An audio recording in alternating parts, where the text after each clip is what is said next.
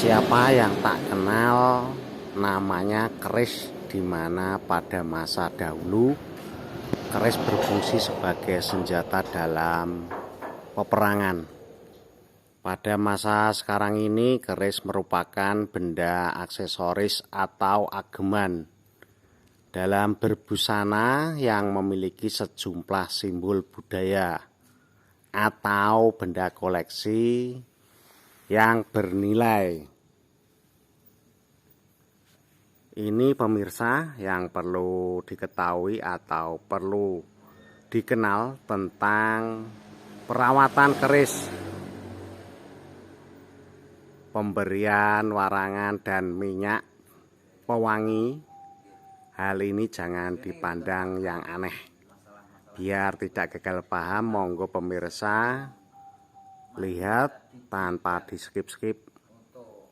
Dalam perawatan keris menurut tradisi Jawa dilaksanakan setiap tahun sekali, biasanya pada bulan Suro. Walaupun hal ini bukan keharusan, istilah perawatan keris orang Jawa bilang ngedusi atau memandikan keris. Secara logika itu membuang minyak lama dan karat di belah keris. Biasanya cairan yang digunakan secara tradisional menggunakan air kelapa dan perasan jeruk nipis. Bila keris yang telah dibersihkan kemudian diberi warangan, yang maksudnya agar pamor keris bisa kelihatan lagi lebih indah.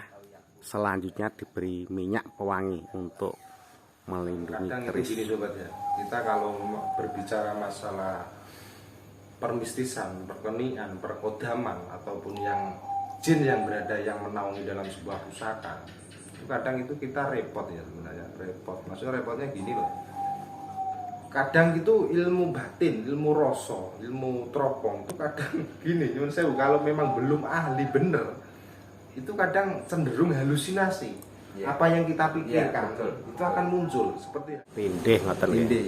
Tindih itu bahasa kasarnya ya bisa dikatakan ngemong juga bisa, bisa sebagai pemimpin juga bisa, gitu. Penguasa juga bisa, Pak. Gitu ya. Itu kalau kita logika pakai umur dari Umur. dia dari umur ya, Iya, usia, umur tua, usianya lebih usia. tua. Itu masalah energi dengan yang paham, Mas.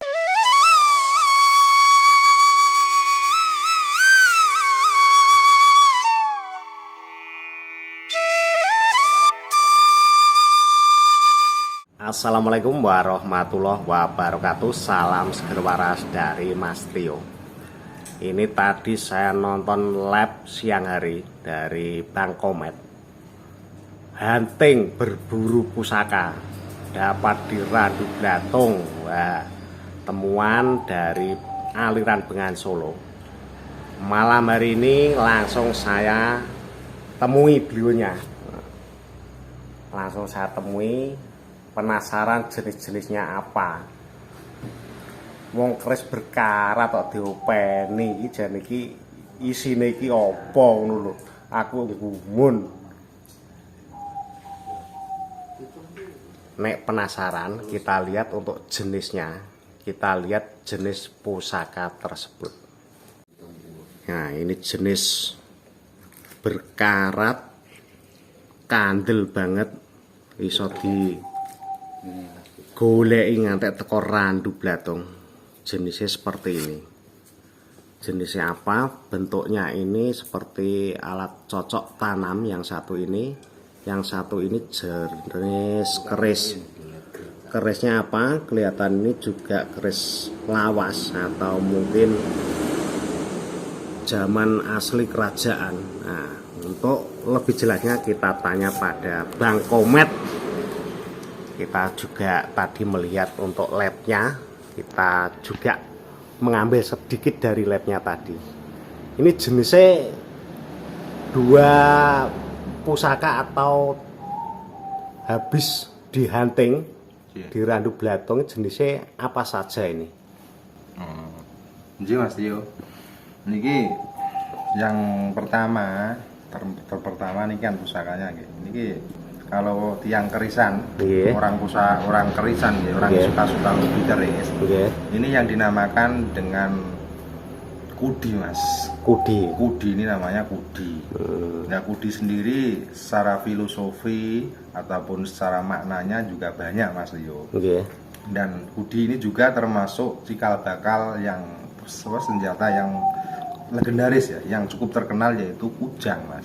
Kujang. Ya, kudi ini adalah inspirasi ya, kayak inspirasi gitu, Mas. Inspirasi. Ya, inspirasi sebagai cikal bakalnya pusaka Pajajaran, yaitu Pajajaran. pusaka kujang. Kujang. Nah, kudi seperti ini, kudi ini termasuk kalau di era-era dulu, Mas Tio. Di era dulu ini sebagai alat bercocok tanam lah, untuk alat keseharian. Bukan, maksudnya bukan jenis pusaka kayak keris, kayak apa itu namanya, tombak. Itu bukan seperti itu ya. Kalau saya mengamati dan membaca dan dari pengalaman saya, kudi ini memang di era zaman kerajaan sebelum era-era kerajaan, era-era pertengahan. Era pertengahan itu era-era Nom, Mas. Era Nom itu di era Mataraman, Mojopahit akhir sampai ke Mataram Sultan Agung. Itu era Nom, Mas. Ini dibuatnya sebelum itu, sebelum di era-era Majopahitan. Ini dibuat di era-era sebelumnya, yaitu di era masa Purwo.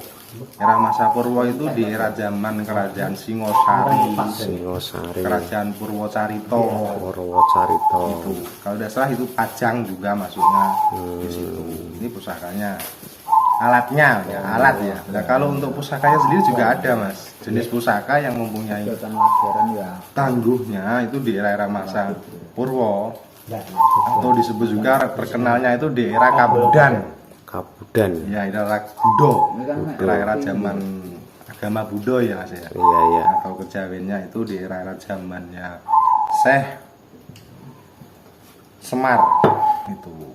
Kalau Syekh Semar itu di era-era zaman Budo. Karena Nusantara, kita Indonesia itu sebenarnya kan Nusantara ya. Iya. Nusantara itu kan memang dulu sebelum era zaman Islam itu memang kita sudah punya peradaban yang cukup maju, Mas, ternyata. Kok bisa dikatakan seperti itu, padahal kita kan orang baru ya. Iya. Kalau kita melihat pusaka-pusakanya itu terbuat dengan sangat teliti dan mempunyai kualitas yang bagus. Sampai sekarang pun itu masih bertahan sampai sekarang. Seperti pusaka seperti ini, Mas Tio. Ini kalau saya sendiri ini dibuat di era-era zaman Singosarinan, Mas. Singosari. Nah, Singosari sendiri tahun berapa itu? Itu sudah berapa ratus tahun? Kan sekitar kan hampir 100 tahun lebih ya. Iya. Di 900 sekian sampai 1080-an kalau tidak salah itu di Singosari. Nah, ini masih bertengger, masih bisa dikatakan masih utuh, walaupun ini ditemukan di bukan rawatan, ini temuan alam, Mas. Masih utuh. Nah, ini menandakan dulu kita punya peradaban yang memang sangat bagus lah. Itu maksud saya gitu, Mas. Itu ini eranya memang era sangat sepuh ini. Nah, nuwun sewu, untuk mitosnya bagaimana? Untuk mitos dari kerisnya itu? Oh, mitos ini. Untuk jenis keris ini, Mas Tio, ini adalah dapurnya disebut dengan dapur jalak. Dapur jalak. Nah, untuk mitos dari dapur jalak yang mempunyai era sepuh itu mempunyai tingkat energi yang masih murni. Karena murni itu masih kuat, yang memang dulu dibuat di era Kabudan itu dibuat oleh para apa itu, empu-empu yang punya tingkatan resi, Mas. Kalau sekarang kan kayak kiai lah. Nggih. Jadi mitosnya ketika mempunyai pusaka jenis ini dipercaya, ini masalah kepercayaan, Mas ya. Masalah kepercayaan. Jika punya pusaka ini akan menjadi pemimpin, Mas. Pemimpin. Punya pemimpin untuk pusaka-pusaka lain yang akan membawa apa ya, bukan bahasanya ya, energi positif bagi sang pemiliknya. Itu Terkait dengan jabatan, dengan kemakmuran, seperti itu, Mas. ya betul. Itu dipercaya, Mas, mitos saya, Mas, kepercayaan yang mungkin tidak semua orang punya kepercayaan itu. Nah, tapi hanya orang kalangan-kalangan tertentu yang mungkin bisa menata niat atau menata tempat yang memang pas. Menata niat kembali biar tidak salah kaprah kan. Gitu, betul. Yang berikutnya ini karena bentuknya ini masih seperti ini, mungkin ada teknik pembersihan atau mungkin rahasia pembersihan bisa lebih bagus. Ini bagaimana caranya? Ini dari apa pertanyaan Mas Tio, namun sebelumnya kita semut rokok dulu ya Mas. Iya, karena saya sendiri seorang ahli hisab Mas. Ahli hisab. Aduh, ahli hisab bukan berarti ahli hisab untuk cuma ahli rokok. Ahli sedot. Ahli sedot. Sedot pusaka. Ahli sedot. Seruput dulu. Seger waras. Seger waras. Amin. Nah, ini menikmati malam hari ini bersama dengan saudara kita, sedulur kita, keluarga kita seperti ini. Jagong-jagong mengisi waktu luang di malam hari, tentunya mengutamakan silaturahmi ya, seduluran. Silaturahmi. Sambil menyelam minum air, ketemu keris-keris pas ada acara lab, nah, kebetulan pas yang ditemukan ini seperti ini. Nah, selanjutnya untuk teknik pembersihan atau mungkin dikasih minyak-minyak juga. Nah, Mas Tio, untuk saya sendiri jika mendapatkan pusaka atau benda-benda yang sifatnya itu mempunyai nilai tinggi bagi orang-orang yang tepat, itu nilainya tinggi Mas. Yang mau kita lakukan adalah pertama itu merendam dengan air biasa Mas. Ini kita masukkan ke dalam air, direndam, dikum dengan air biasa. Air biasa itu air biasa jernih, itu air biasa. Itu fungsinya untuk apa? Untuk mencoba melunakkan platina atau kerak-kerak karat yang sudah mempunyai tingkatan kekerasan yang hampir kayak batu utuh Mas. Batu. Ini sangat sulit dilepas Mas. Nah, ini kita rendam hampir ya 5 hari sampai 6 hari biar agak melunak dengan air biasa itu. Air biasa dulu. Setelah itu kita ganti dengan air yang mempunyai campuran itu yang mempunyai zat asam. Zat asam yang alami Mas. Oh gitu. Zat asam yang alami. Dengan tujuan apa? Zat asam itu bisa kandungannya itu bisa merontokkan seperti karat, seperti platina ini bisa celah-celah platina ini kan setelah direndam air biasa itu akan rongganya itu akan agak melebar dan dia akan diresap oleh ini dan akhirnya bisa merupuli agak sedikit-sedikit bisa mengelupas gitu. Iya. Kalau kita pakai zat asam yang sifatnya itu berbahan kimia. Itu cenderungnya akan merusak bilah Mas. Oh, merusak bilah. Merusak bilahnya sendiri. Ya khawatirnya kalau nanti korupsinya terlalu parah kan ya eman Mas. Iya, eman. Besi tua. Iya, besi tua dan ini langka Mas ya. Langka sekali. Ini sangat langka dan jarang dimiliki oleh orang-orang perkerisan yang memang apa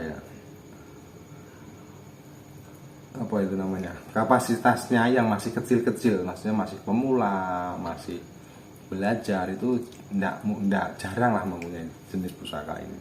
Yang hanya mempunyai ya yang kolektor yang sudah punya banyak pusaka. Nah, dengan adanya model seperti ini, jelek seperti ini, itu nek di mahar harganya berapa? Oh gitu, secara apa ya? Materi ya, secara uang ya gitu. Iya. Memang gini Mas, untuk pusaka ini dibandingkan dengan pusaka ini nyun sewu ya. Iya. Pusaka ini pusaka rawatan Mas. Ini juga sebuah cuma rawatan.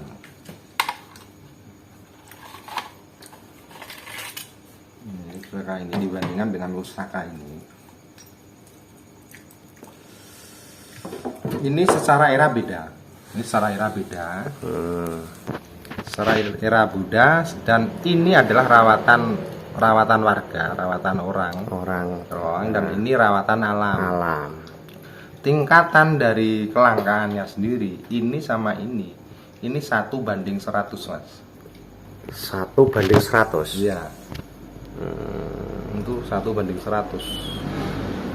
Ini hanya 1, yang ini sampai 100. perbandingannya sampai seperti itu ya.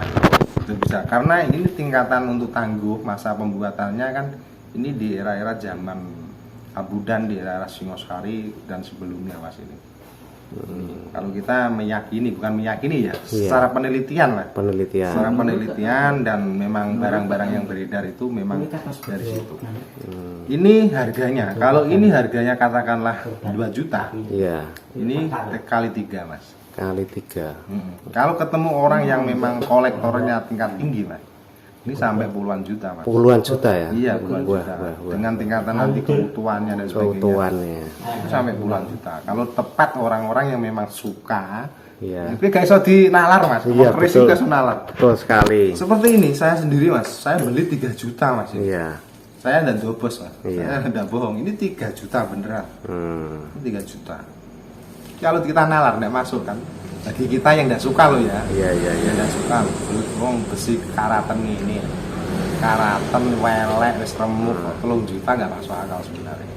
Cuma itu memang keris ataupun apapun benda yang pas di tangan orang-orang yang pas ya mempunyai nilai banyak Mas. Lebih tinggi ya. Lebih tinggi. Nah, ini kurang lebih seperti itu perbandingannya. Ini katakan 2 juta, ini 6 juta.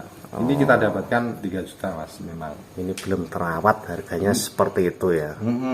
Ini belum bersih. Nah, Ini masih berlamur karat platina ini Mas. iya. Ini otentik Mas. Otentik ori. Ori. Ini bukti sejarah kita, sejarah Nusantara. Itu memang mempunyai peradaban yang sejarah yang cukup maju kita itu sebenarnya. Oh gitu. Tapi kadang kita di saat-saat seperti ini kita hanya cenderungnya melihat iki klenik. Iya, Nah itulah kadang itu yang saya sayangkan itu. Nah, itu karena kurang mau mempelajari ke dalamnya seperti itu.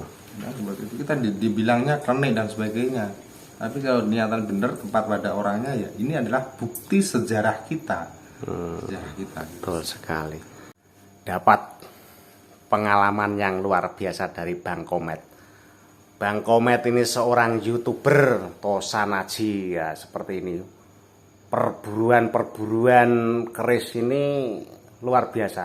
Tak kintili engko nek melu aku ya tak melu ngintil masuk desa keluar desa dengan Bang Komet. Semoga dibisakan. Oh gitu sedulur. Ini Mas Tio itu sering nggak video. Yang baru menemukan video ini mohon di-subscribe, like, komen ya. Biar tidak ketinggalan berita info-info dari Mas Tio masuk desa keluar desa. Nah, termasuk ini acara khusus langsung perkerisan karena siang hari tadi itu saya melihat di labnya ternyata dapat buruan keris sangat menarik. Langsung saya cekidot langsung lokasinya Bang Komet. Terima kasih, semoga bermanfaat. Wassalamualaikum warahmatullahi wabarakatuh.